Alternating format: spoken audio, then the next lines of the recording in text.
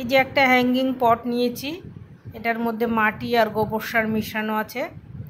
তো এটা marble queen pothos, এই মানি প্লান্টটা আমার লাগানো ছিল, সেটাকে তুলে হ্যাঙ্গিংয়ে দেব বলে তুলে নিয়েছি গাছটা।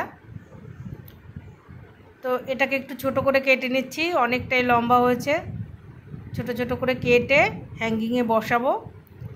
আর এটাকে আমি এই ব্যালকনির ছাদ, যেখানে বেশ ছায়া আছে, অল্প রোদ পড়ে, সেখানে রাখবো, কারণ বেশি রোদে এর পাতা নষ্ট হয়ে যায়। এটা খুবই রোদে আমার ছিল গাছটা, তো কিছু কিছু পাতা নষ্ট হয়ে গেছে বলে এই সিদ্ধান্ত নিলাম যে একে ছায়ায় রাখবো। আর রিপোর্টটাও করা হয়নি অনেক দিন, তো সেই জন্য রিপোর্টটাও করে দিচ্ছি। হ্যাঙ্গিংয়ে মেইন উদ্দেশ্য আমার হ্যাঙ্গিংয়ে লাগানো।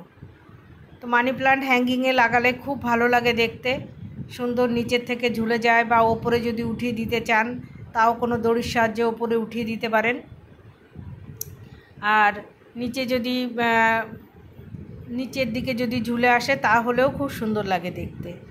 তো এতে তো খাবার তেমন প্রয়োজন নেই, মাটি আর গোবর সারের সাথে লাগিয়ে দিচ্ছি, এতেই খুব সুন্দর হবে। আগেও এরকম লাগানো ছিল।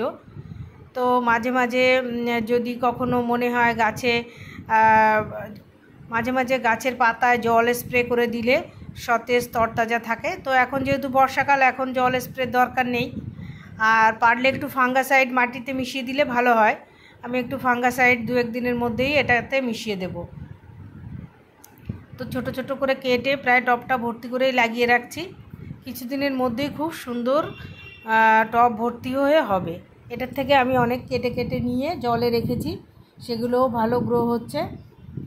তো এইভাবে মানি প্লান্ট, যে কোনো মানি প্লান্টকে হ্যাঙ্গিং করতে চাইলে এইভাবে করতে পারেন।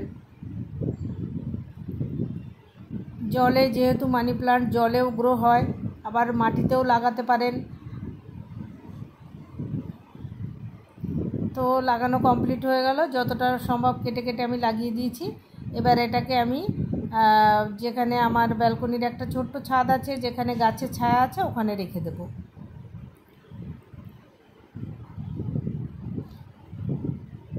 মার্বেল কুইনের পাতা দেখতে খুব সুন্দর, অন্যান্য ভ্যারাইটিস প্রচুর আছে। তো আমার খুব প্রিয় এই মার্বেল কুইন পোথোসটা। তো কেমন লাগলো ভিডিও? ভালো লাগলে লাইক করবেন, আমার চ্যানেলটা সাবস্ক্রাইব করবেন। নমস্কার।